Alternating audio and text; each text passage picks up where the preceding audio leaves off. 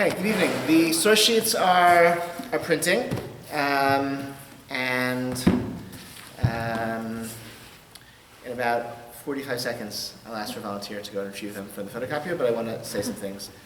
Get started first, because despite my ambivalence, I think I should try to use the time allotted. Okay, first topic I want to get to, which we sort of left off last week, was the issue of codification, which is a story that really transcends the eras, the epochs of Jewish history, and sort of. So I think that's a story I want to tell as well.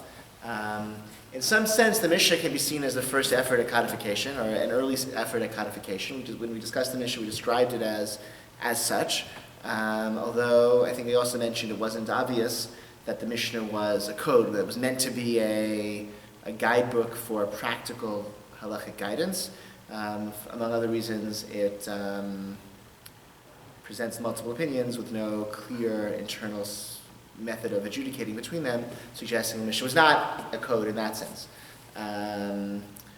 Nonetheless, the Mishnah is a good place to begin because it initiates a pattern, or it's a chain in a pattern that gets repeated throughout Jewish history, wherein you have a mass of material and opinions and discussions that get distilled into something more apodictic and neat and concise and instructional, that then becomes the locus for a next round of expansive commentary and elaboration and development, which then gets distilled. And that expanding and then contracting, distilling, and then expanding is a process that has repeated. So the Mishnah to the Talmud could be one such process. And then you have efforts to codify following the Talmud, post-Talmudic efforts. The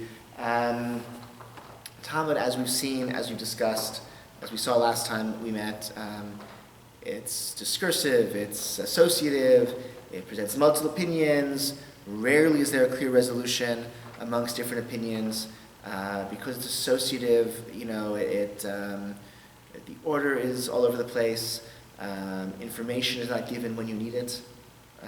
Talmud assumes, we talked about this last time, the Talmud assumes that you know the entire Talmud already, right? Every page of Talmud assumes you already know the entire Talmud, and sort of that information is sort of built in, right?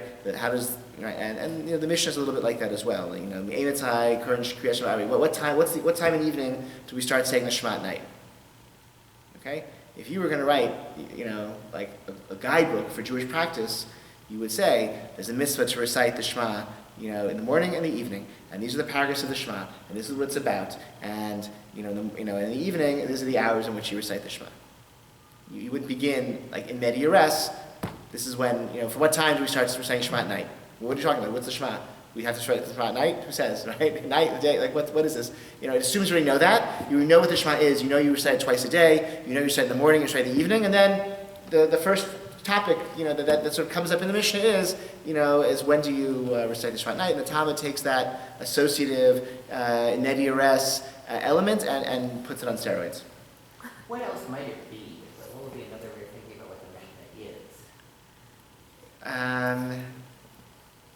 Mishnah is? So it seems the Mishnah was edited for ease of memorization, and I think a lot of the structure of the Mishnah seems to be the structure that you would imagine an oral book, and so it's and that seems to be the so you have like a lot of patterns, which make for easy memorization. Who would it be for? Would it be for yeshiva students? For the Chachamim who. It would be for the Chachamim, not for the average child. Or the scholarly elite who learned Mishnayot, they memorized it. So that was a group. How big of that group? That's a subject of historical controversy. How many people were included in that rabbinic elite, and who cared, and whatever, when. And I just wanted to know: is there a guidebook that does what you described?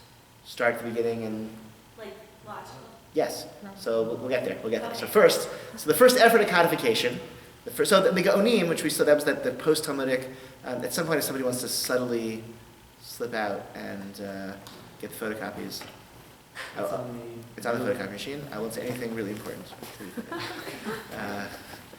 The Gaonim, who were the scholars post-Talmudically, they wrote some books, not really any that would be comprehensive enough to be considered a code. Is that fair? They lists of mitzvot. But not really a code. which is like, okay? So the first, they wrote Shaila and Shuvah, that they did right, okay? The first code is the Rif. Rabbeinu Yitzhak al-Fazi, Rabbi Yitzhak of Fez, who lived in Fez, good, in North Africa, wrote a work which is sort of in between a commentary and a code. He took the Talmud and edited out all the parts that aren't relevant for halakha. So the Talmud would present 5 opinions and a discussion and analysis, and this is that there. So he took out all that part, he just like cut, just highlight, delete, all the parts that aren't practical halakhic guidance, and left in the parts that you can follow. Is that? There's not enough paper. Oh, we have paper in the middle? Really? Yeah, I can get more paper. But You can't get my paper. It's in the office. Do you want to be? Is that okay? Do you mind? Yeah. Great. Thanks. Here, just wanna share. Okay.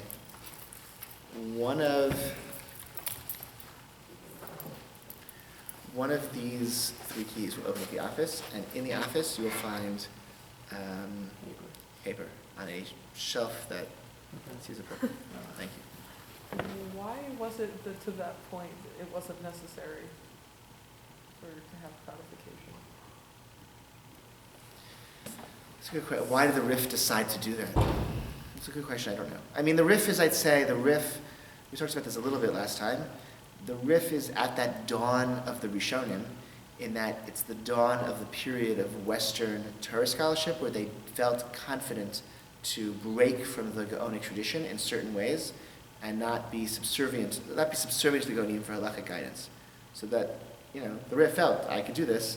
That was significant. That was maybe it could have just been the confidence that I can read the Talmud and I can figure out, based on tradition, based on Svara, whatever, based on my own knowledge, I can figure out, I'm confident enough in my own knowledge, whether what I receive from my teachers or what I sort of intuited on my own, whatever combination of that Torah knowledge that he had sufficient confidence that he didn't feel he had to defer every question to the Gaonim in Babylonia, but could decide those questions himself. And writing a book about that seems like a helpful way to share that knowledge. So the Rif though has a lot of the disadvantages of the Talmud because it follows the order and organization of the Talmud, Masechet by Masechet, chapter by chapter, and even within each chapter, the order is basically preserved. So all the associative, out of order, assuming you know everything, all those problems of the Talmud, that's all there in the Rif. But if a Talmudic tractate will take many, many hours to work your way through, the Rif will take you, a tenth of that time, because it's a tenth of the number of pages, because it's all the discussion removed, all the Agadah removed, all the discussions about mitzvot that are no longer applicable is removed, and what's left in is just, the direct quotations of the Talmudic passages that are halakha l'maaseh, is guiding, so authoritative law, and that's also practical. So the Rif is printed today and for a very long time, is printed in the back of many editions of the Talmud. So this is, I just grabbed from my shelf, Masechet Pesachim, one of the tractates of the Babylonian Talmud. It has however many pages it has. It's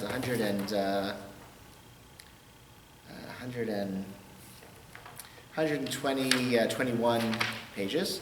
That's the Talmud. And in the back, all this extra stuff. There's all sorts of extra stuff, other commentaries, other works in the back of the printed in the standard editions, the Vilna editions of the Talmud, and amongst them is the Rif. The Rif is printed, it looks very similar to a page of Talmud. The Mishnah is the same Mishnah, Rashi is the same Rashi, but it's much shorter because, again, it's only those, so the Talmud was 122 pages, the Rif in Pesachim goes up to 28 pages. So it's a good deal shorter. Instead, it's different people. It's not Tosfot. It's the Ran. It's different. There are commentaries on the Rif that are printed on the pages of the Rif, and including a number of very famous ones, but not Tosfot. And in citations, you'll say page 25a, bid dapeh harif, in the Rif's pagination. And that's how you would cite a reference in the Rif, either the Rif itself, you want to say, look how the Rif handles this question, halakha, and then also more commonly or often, frequently, the commentaries on the Rif are also very important. Significantly, some the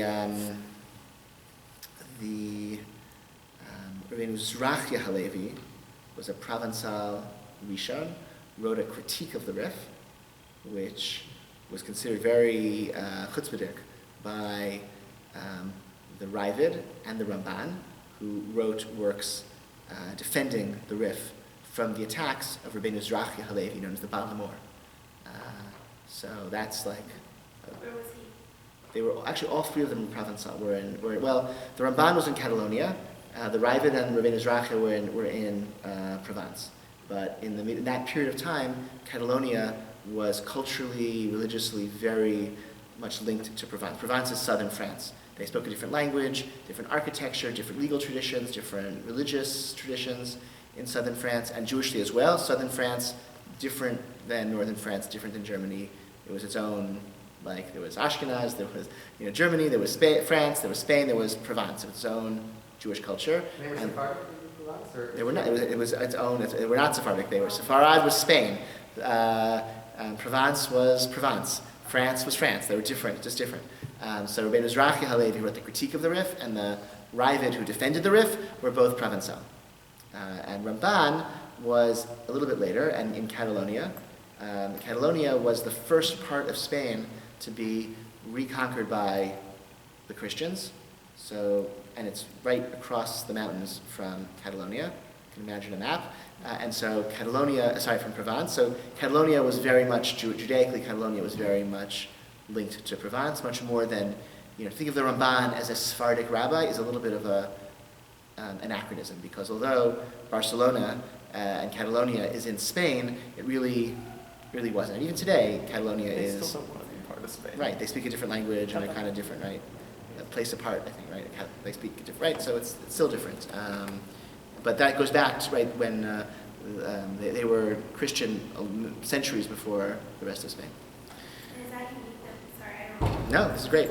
Is that unique that there's so many great scholars coming from a small area like that? Like, No, because like a large, where do you think, like, I I don't think so, because, it's not unique, because I think it's no different than, northern France was producing the Baalei HaTosafot. Rashi and his grandsons, the Baalei HaTosafot, were, these were tiny Jewish communities for much of that period of time. And there was a lot of greatness in them. And Ashkenaz in general, I think we mentioned last, yes please. Ashkenaz was very small. There are not that many Ashkenazi Jews in this time. So a lot of greatness and not that many people.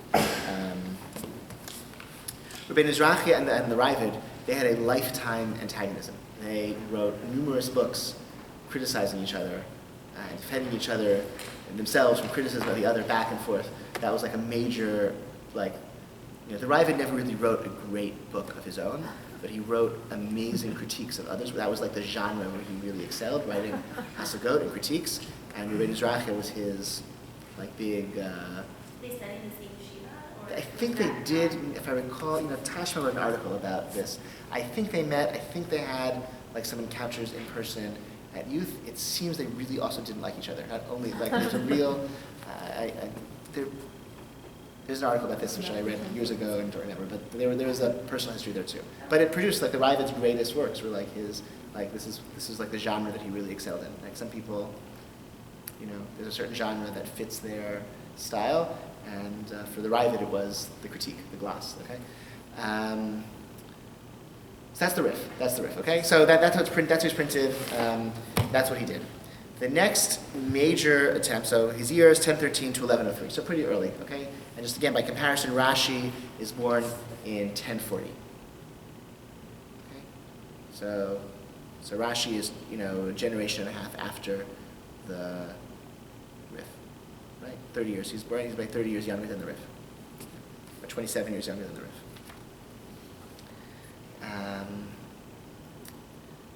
The Rambam had a totally different agenda and a totally different style, and he's the next big leap forward in codification. The Rambam, and he makes this kind of clear in his introduction, had a very bold agenda for writing his code, the Mishneh Torah. The Mishneh Torah is more than a code. It's Mishneh Torah. It's the recapitulation of the Torah. And he wanted his book to replace the Talmud. He felt all you need is a Tanakh and this book that I just wrote, and you're set. For the yeshivish or just for the average? For everyone, So you really want because the Talmud to be... because the Talmud and the philosophical underpinning of this Yeah. is that the Talmud, as we've discussed, as you've seen, the Talmud, it's really hard to understand the Talmud.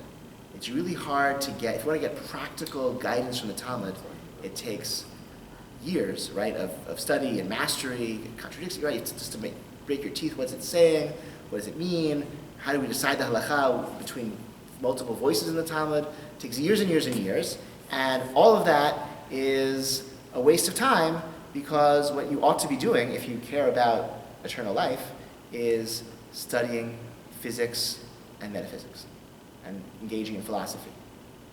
Because the only way for Rambam for a soul to elevate itself and attach itself to the infinite, such that when a person's body dies, the soul sort of joins the whatever and endures, is for that soul to be refined and perfected, the intellect to be refined and perfected during life by contemplating truth, by knowing true things.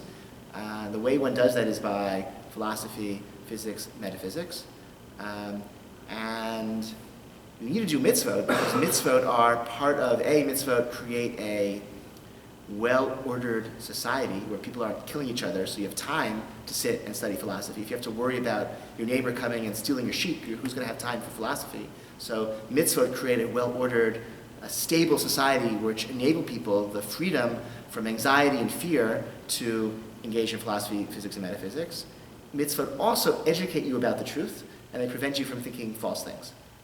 So you need to do the mitzvot, but your attainment of the world to come depends on knowing the truth and contemplating truth. This is why Rambam is the first to develop and really emphasize, let's say, a dogma for Judaism, the 13 principles of faith. Because you have to know, if you don't know the right thing, that's a big problem. Is this one incarnation of Rambam, or is this really Rambam? I think this is really Rambam. So he really sounds like an Acharonim. He was. They burned his books in Provence. They burned his books, but it's either a compelling vision or not a compelling vision. That was his vision. So the Mishnah Torah was a gift that we don't have to break our teeth studying Talmud anymore. Instead, we can read this book. That's his agenda. He also,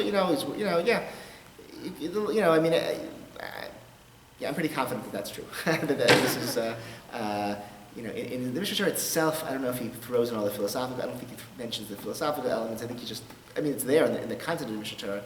In his introduction to Mishnah Torah, when he describes motivation, he's a little more modest and just speaks about persecution and poverty and, like Talmud is really hard. So this will be the book that will be authoritative and the end of Jewish law, period. There's a certain, almost tragic, that while he's sort of carving Jewish law into stone, like this is the final form of Jewish law forever and everyone.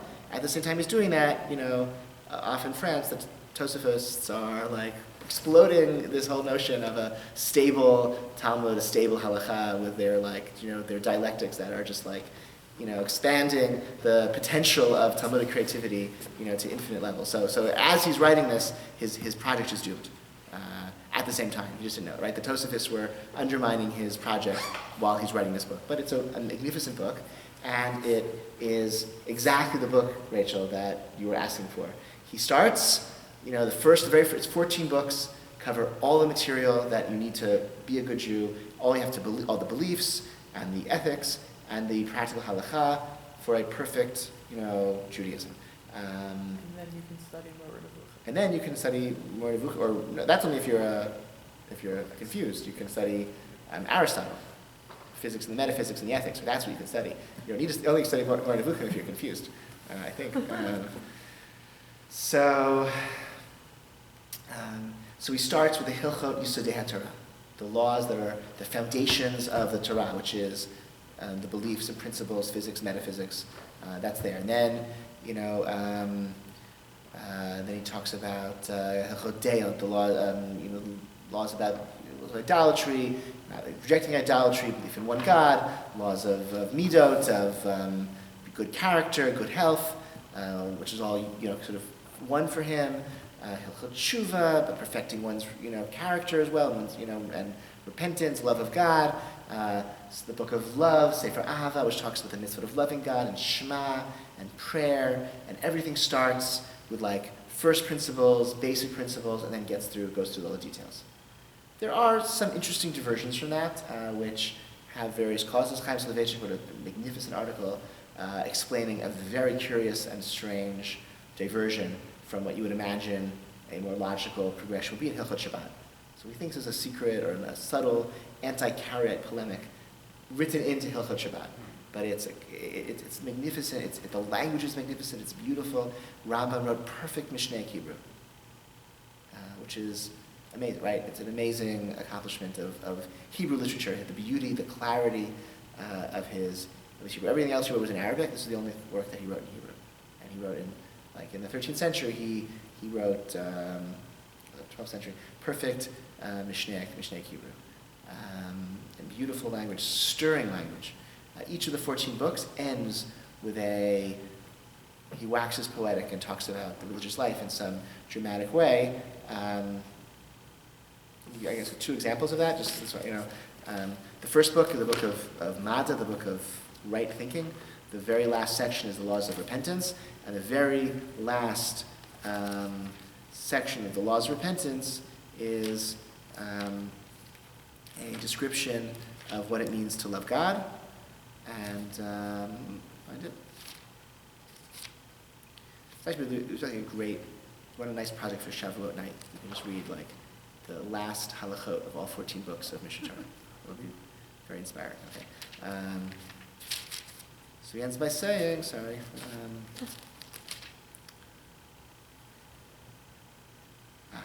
Devar yadua uvarur she'ena havat HaKadosh Baruch Hu niksheret b'libo shel adam ad sheyishgeh ba tamid kra'ui v'yazov kol ma she'olam chutz mimena. Right, the love of God isn't connected to somebody's heart unless he thinks about that love continuously as is appropriate and abandons everything else other than this love of God.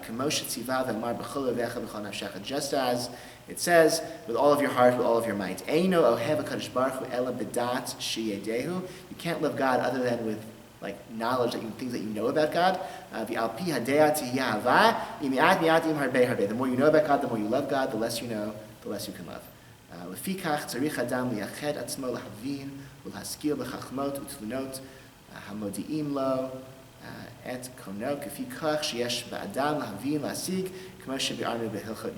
therefore, a person should unite himself to understand and to contemplate in the wisdoms and forms of understanding, the forms of knowledge, to understand his Creator according to the human ability to understand these things, as we've explained earlier. That's beautiful. Okay.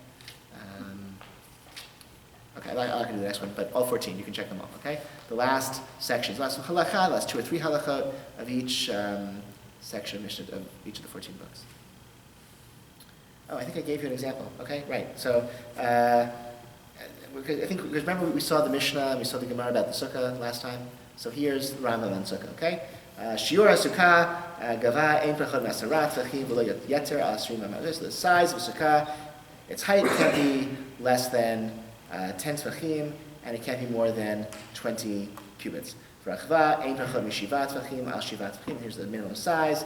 V'yesh lo asif barachava afilu kam yili, but it can be as wide as you want. Hayta p'chutam asara o b'shiva al shiva u'gva mesrim amah al kol shehu harei zob. So if it's too small, then or too big, then it is no good. Okay, so it's sort of similar. It's very similar to the Mishnah in its language, it's Mishneh Hebrew, but this comes instead of being the first Mishnah in the Masechet Sukkah, which talks about the height of the Sukkah. This is actually chapter 4 already. Okay, so he's already dealt with some other things about the holiday, and now he talks about the Sukkah. And you have it there.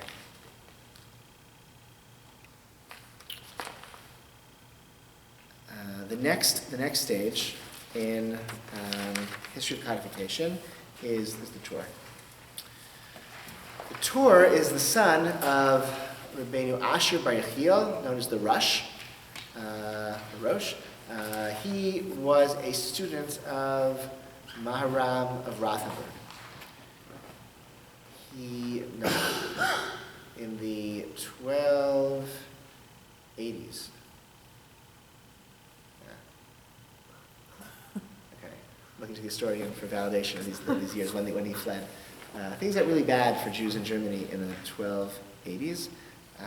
Things got bad for Jews in the 1200s. In 1240s, things start getting really bad, right? Is that when anti-Semitism gets really bad? The 1200s, right? Things got. Chaim Soloveitchik called it like the irrational anti-Semitism. Like before, Jews would have agreed to all of the things the anti-Semites said, like you killed Jesus, and the Jews would say, yeah, we did, but he deserved it. And that's basically that was once you get to 12. Like the blood libel and Satan worship and ritual murder charges, all that stuff is the 1200s, right? And anti-Semitism gets really bad then. That's sort of an interesting sort of question of Jewish history. Why does anti-Semitism get really, really bad then? There are a number of theories. I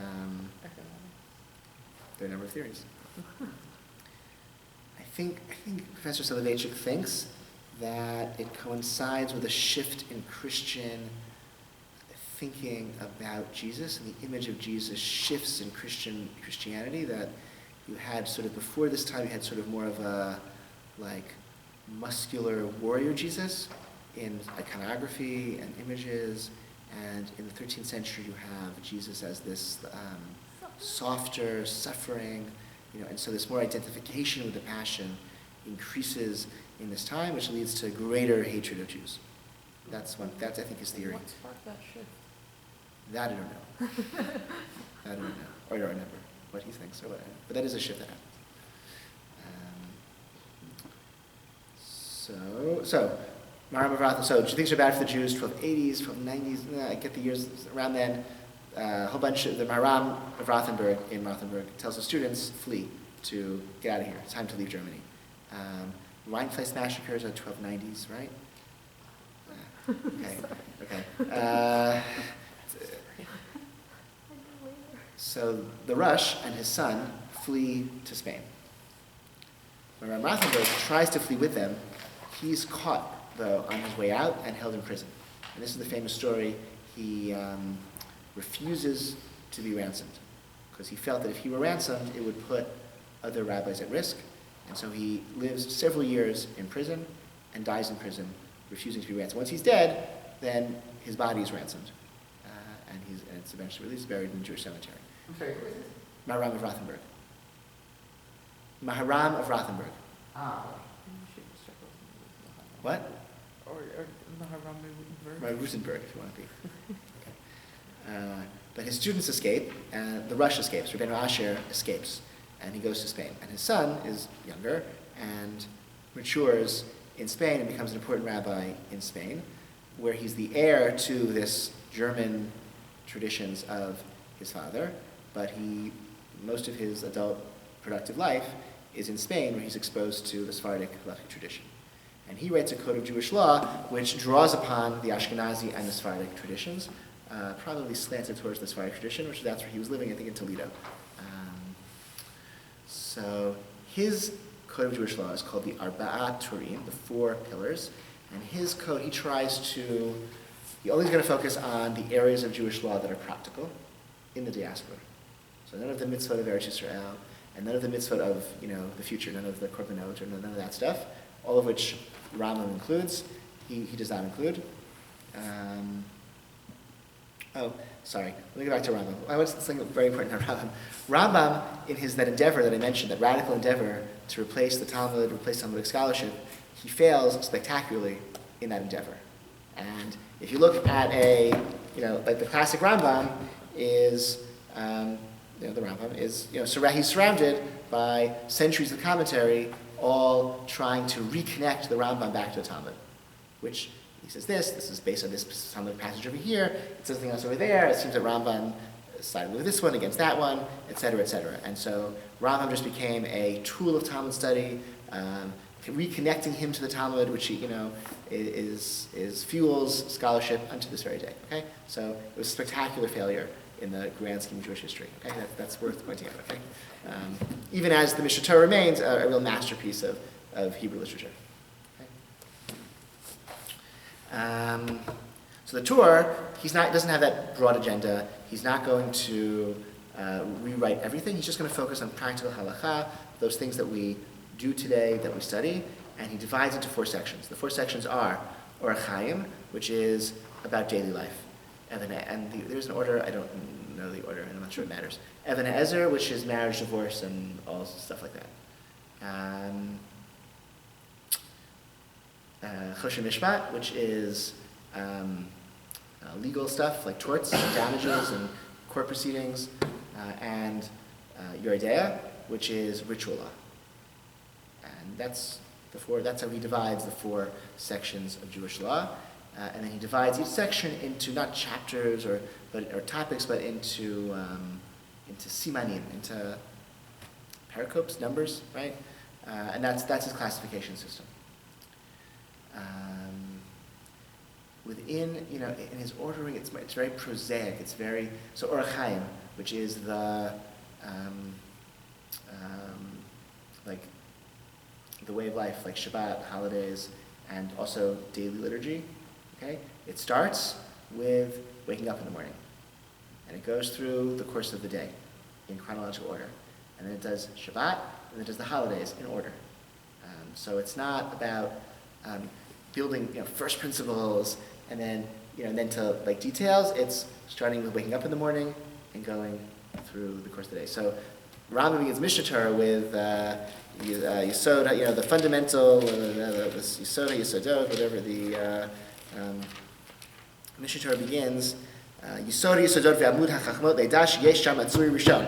Okay, the pillar of pillars, the foundation of foundations, the pillar of wisdom, of all knowledge, is to know that there exists a first cause, right? That God exists, and that whom I'm kol nimtzad is the source of all existence, etc., etc. That's how Rambam begins. Whereas the Torah begins, you wake up in the morning and this is what you say, okay? Very dramatic, it's beautiful language also. It's religiously inspiring, but it's a very different orientation, a little more prosaic, a little more matter of fact. The Torah, so I have the Torah here. The Torah is interesting. The Torah, I don't know if you see, I brought the Torah for our Sukkah case. I don't know if you see it in this example.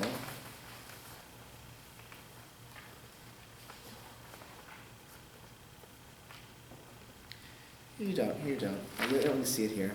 But,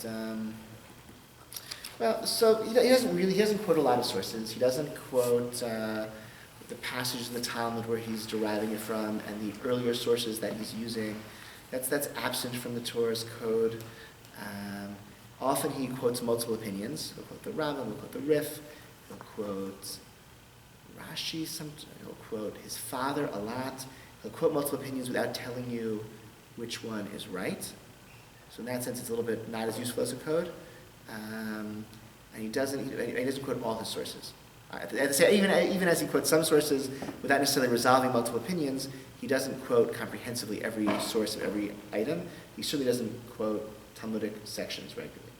And so the Torah gave rise to sort of another commentarial agenda, right? That process, again, I said, of distillation. He's distilling, taking from Ashkenaz, taking from Sfarad. I'll write a code. It'll be practical, simple. You can use it. Very nice.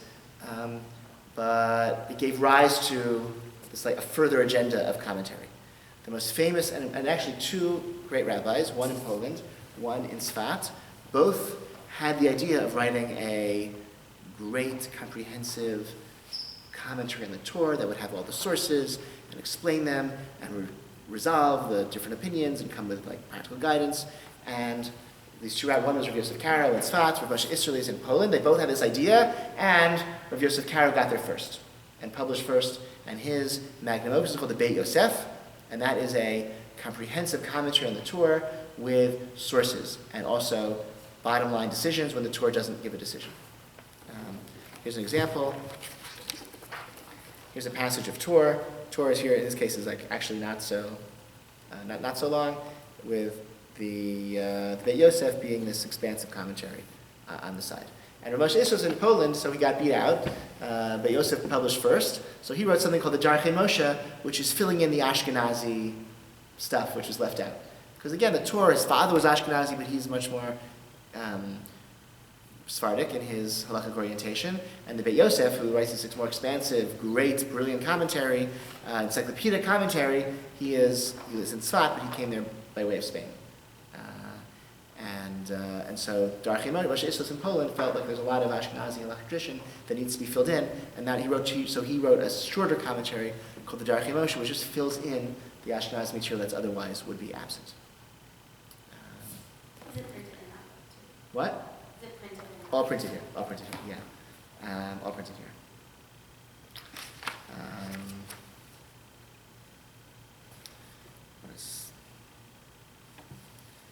I want to see if I think there's a simple example, a quick example where you can see like just sort of how the Torah is. Well, let's see.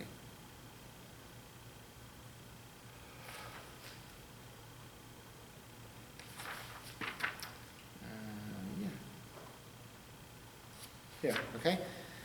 וגם לא יהיו שואבים אלא שיתקבצו מגשמים בגומה אחת, אבל אם נשאבו או אפילו לא נשאבו ואינם עומדים במקום אחד אלא זוחלים על הארץ פסול. So this is Hilchot Mikvah, which I'm studying in the Torah. So the Torah says there has to be rainwater collected in one spot, but if it's drawn water or even non-drawn water that sort of flowed down before it fell into the mikvah, that's no good. Umihu, however, Piresh Ri. However, the Rabbi Yitzchak of Dampier explains the Shiva Eina Poselet Elamid Rabbanan. Shmetra Afilu Kulo Sha'uv Kasher. Hilu Kosafik Shi'ira Bo Afilu Safik Im Hu Kulo Sha'uv Im Lav Kasher. So the Ri says that it's only rabbinic disqualification for a mikvah if it's from drawn water. And so if there's ever a suffix, even if suffix is 100% drawn water, like tap water, well water drawn in a bucket, it's still fine if it's a suffix, if you don't know. Aval, Rabbi Shimshon Piresh, Shekulo Sha'uv Pasul Min Torah, Ad Shia Rubo Beheksher, right? But the Rabbi Shimshon says no, on a Torah level, if majority is drawn water, then at a Torah level it's not a pasul, it's a pasul invalid mikvah.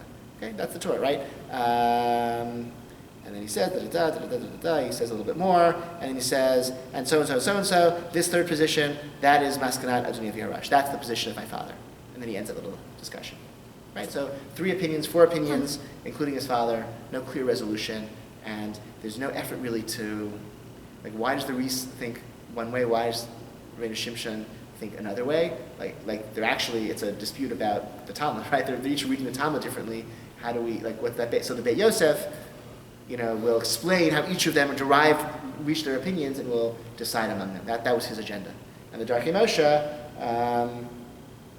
will sort of, again, fill in the Ashkenazi material that's otherwise missing from that conversation. Now, at this point, we're probably switched over from the Rishonim to the Acharonim. Because one way of, it's not so simple.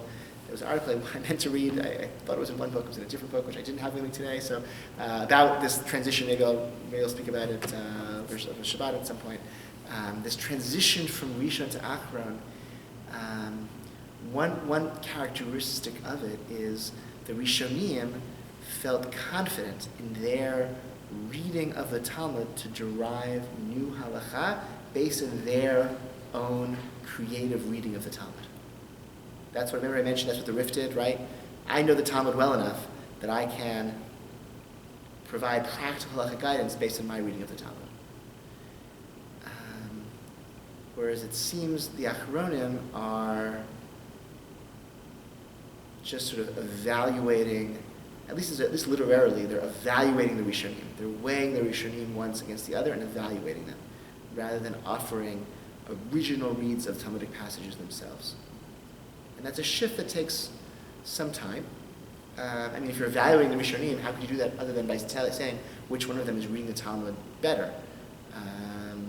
Which itself means that you're confident in your own read of the Talmud. So it's a subtle difference, but as a piece of literature, the Torah never wrote a commentary on the Talmud, as far as I know. He wrote the Torah, which is a distillation of the Rishonim and their comments on practical halacha, and likewise with the Beit Yosef. So now there's then a need for a new distillation, a new coming together, because you have the Torah, the Beit Yosef, this like massive encyclopedia, and the Beit and the Drachei Moshe, like very expansive writings, and both of them again, Moshe Isserles and Yosef Karo, both had the same idea of, I really ought to write something smaller and short that you can put in your back pocket and review every month or so. And once again, Rav Yosef Karo was first to publish and wrote his very practical, concise guide. That's the Shulchan Aruch. And what did Moshe Isserles do? All that was left for him to do was, once again, to a few po v'shah here and there, a few lines to add in the Ashkenazi practice. So whereas the Beit Yosef and Darchei Moshe, the commentaries in the Torah, are expansive and sources and opinions and why and how, Shulchan Aruch is just bottom line halacha, more or less. And Moshe Isserles wrote his little hagaot, his little glosses are just the bottom line halacha for Ashkenazim. Very, very simple book. The goal was every 30 days you read the whole thing, because it really is fairly short. However, here too, the Shulchan Aruch then became the locus for this. Here's the Shulchan Aruch and the Ramah, right? Big print in the middle, and look what followed in the ensuing centuries. So that same process repeated itself. What? Isn't that one of the foundations of Judaism or halachic That what? study? That there will be commentary and study following whatever anyone publishes. I feel like it's a constant. So you could say it's a constant, it's a pattern. I think that it's fair to say it's a pattern.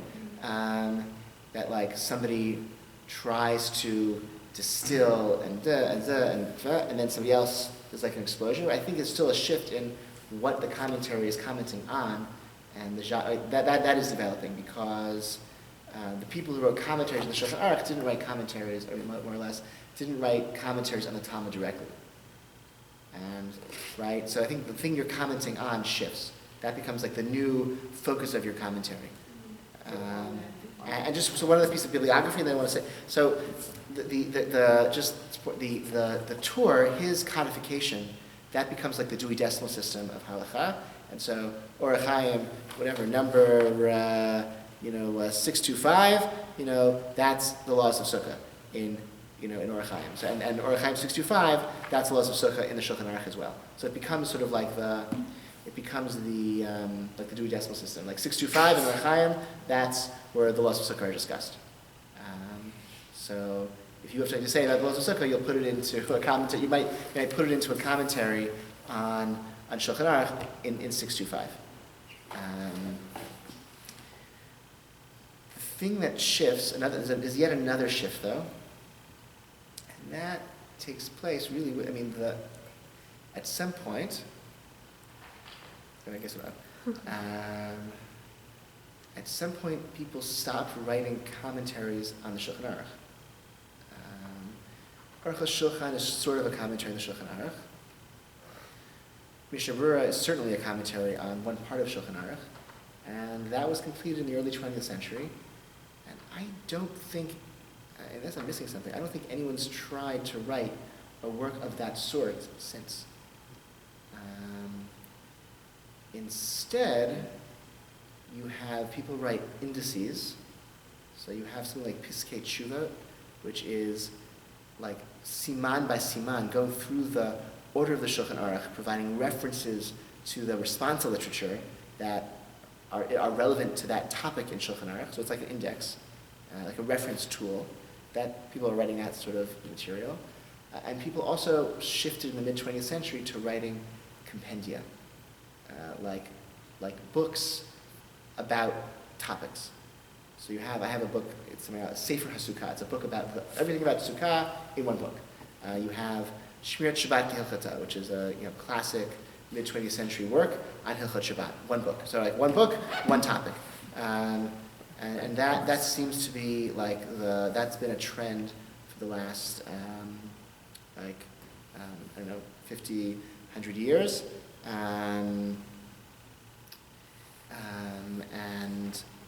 it seems to be different from what the Acharonim did, right? It's less about explain, it's not commenting on the Shulchan Aruch, explaining the Shulchan Aruch, disagreeing with the Shulchan Aruch, updating, providing details in missing cases. It's not framed around the Shulchan Aruch. It's instead like a new phase of distillation of, let me just take this like a mass amount of material and rewrite it in this clear, digestible way, one book per topic. And that trend doesn't seem to be ending. Do you think the intended audience is similar and that the genre is changing regardless of Maybe that? it's more of a lay audience because it's like easier. I don't know. Some of these works seem to be. I think of like the first, where it says Art Scroll books about, like they're in English, but they're like, I don't know, like they're pretty scholarly. They're pretty intense. Like so much so that they published like a women's version of the Forced Hilchot Nida book, if you're aware, which like doesn't have all the footnotes. So it seems that the men's version is maybe less for an elite audience, even though it's a compendium, even though it's in English. So translations, that's another like big piece of like what's like translating things into English, for example, is a major publishing agenda in Jewish publishing in the last 20 years. Art Scroll's failed time, and it's not just maybe originally. Again, you read the Haskamot, the Art Scroll Talmud's printed with like 20 pages of letters from great rabbis explaining why they approve of a project which is entirely different from the project of the Art Scroll Gemara. They say, oh, it's great, we understand, to help, Baalei Tshuva, people become religious later in life, they've never studied Talmud before, it's great, they're going to publish a few chapters of the Talmud into English so they can get a taste for Talmud that way. The Lord did not say, we're going to translate, we approve the translation of the entire Talmud, which will be used by yeshiva-educated, from birth people in their yeshivas even, to say, right? Not let alone non-Jewish women living in Scotland who decide they want to learn Talmud and will now have access to Talmud, right?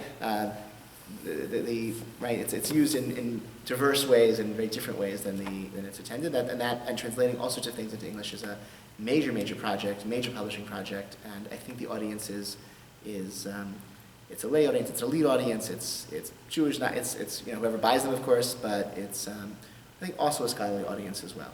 And then the internet, of course, is also like an interesting venue. More than venue, right? I mean, you have HebrewBooks.org, which is, puts at your fingertips like a library far vaster than any physical library could hope to be. You have, sort of internet collections of audio shiurim, that, like thousands of years worth of, audio recorded shiurim. Again, it could allow, non-Jewish 12-year-old girls in Liverpool to study Brisker Lumdus with Rav Willig, right? Because it's all there on the internet, and that's, I don't think Rav Willig, there is, I think Rav Rosenzweig has a non-Jewish Talmud who listens to, goes to his shiur on the internet.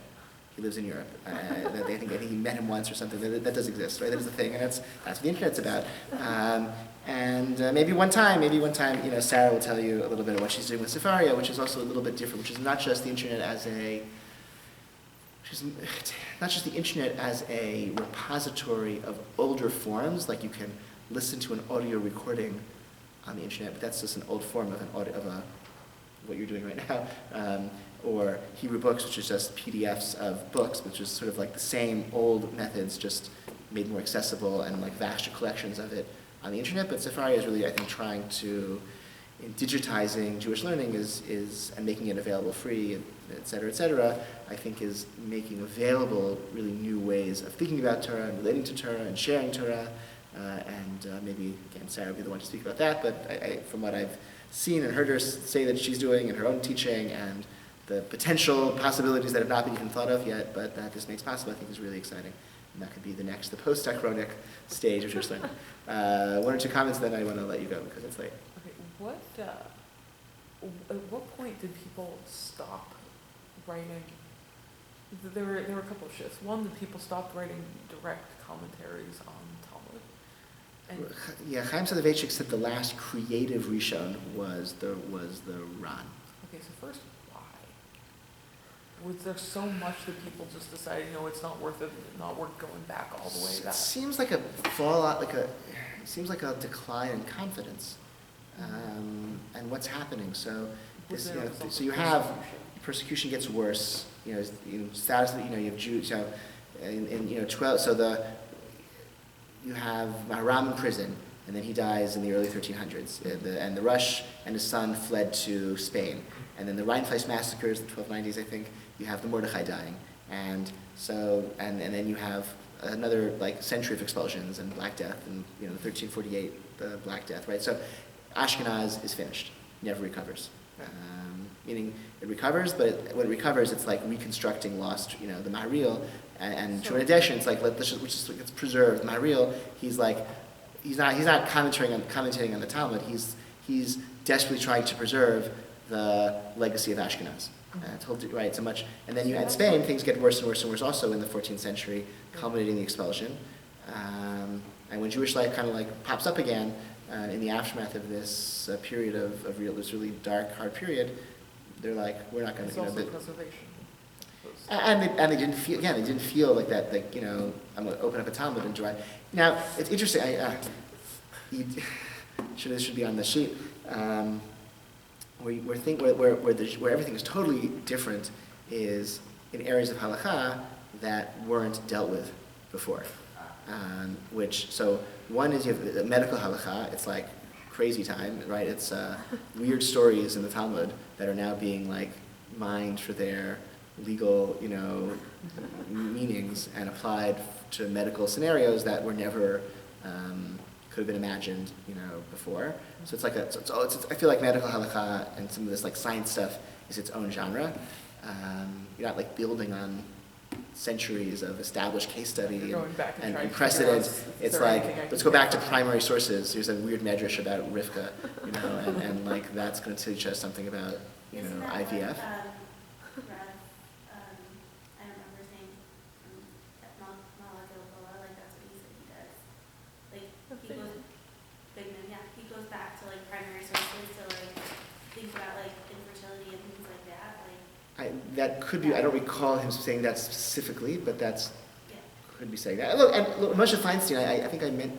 Moshe Feinstein says you have to do that for every topic of halakha. He says he's very emphatic about that. In one of his more radical statements, he says, God forbid you just decide halakha based on precedent. He says everyone, to the best of their ability, has to decide every question of halakha by going back to primary sources and reworking it.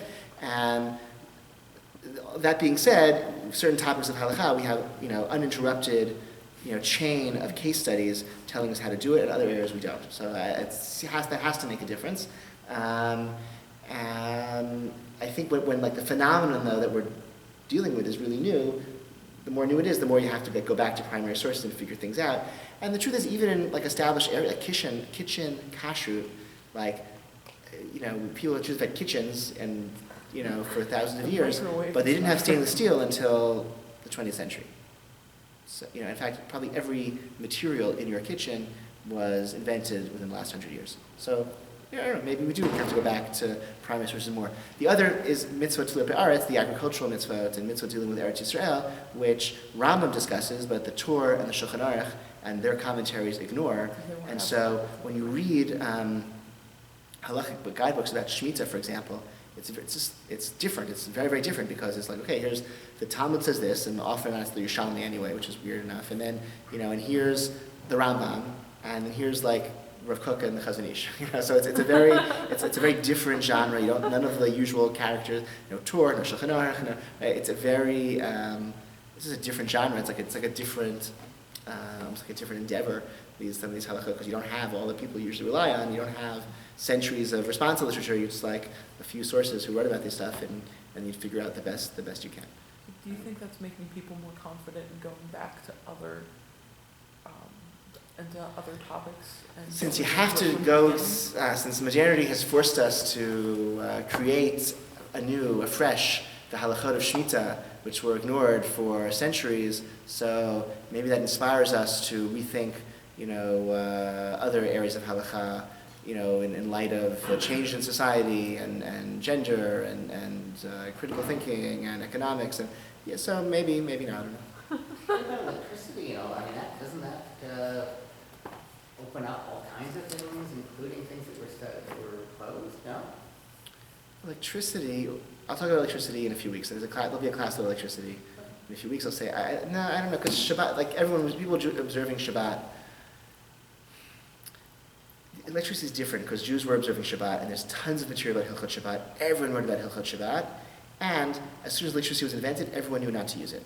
So there's a lot of scholarship about why is it forbidden, and there's a lot of diversity of opinion about why it's forbidden, but everyone agreed and figured out that you can't use it.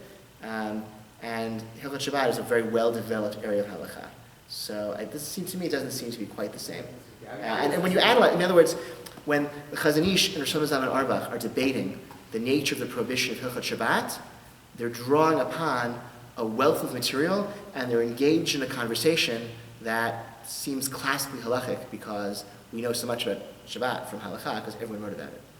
That seems different than the Chazon Ish debating with Kook about Shemitah, where it's like, what do you got? It's like a Rambam, a Yerushalmi, and what you think makes sense. I wasn't necessarily talking about Shabbat, although of course that's one of the obvious things, but it could, things like life support. That's what I'm saying, no, medical halakha, that's what I said, medical halakha, yeah, that's what I meant, yeah, exactly.